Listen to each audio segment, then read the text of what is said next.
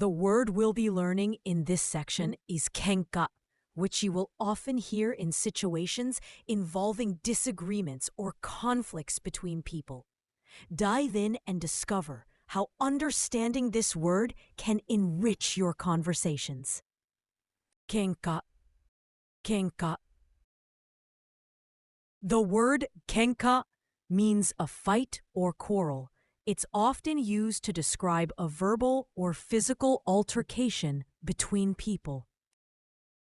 The first kanji means noisy, clamorous, and often relates to quarrels or loud arguing.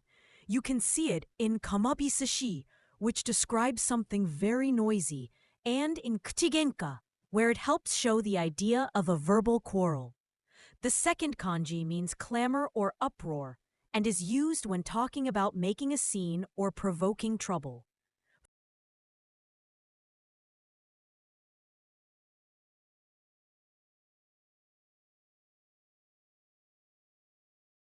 They fight. 彼らは喧嘩します。彼らは喧嘩します。They get into a fight. 彼らは喧嘩になる。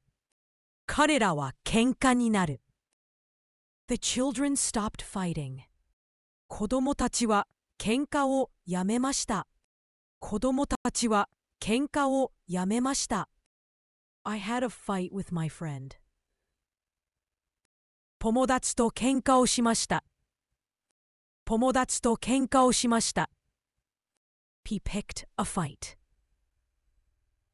彼は喧嘩を売りました。彼は喧嘩を売りました。The most common synonyms of the word kenka are ronso and koron. Ronso is more formal, often used to describe a debate or dispute, whereas koron tends to refer to an argument or verbal fight. The most common antonyms of the word kenka are wakai and waboku. Wakai refers to reconciliation, the act of making peace, while waboku implies harmony or peaceful relations among people, both opposed to conflict.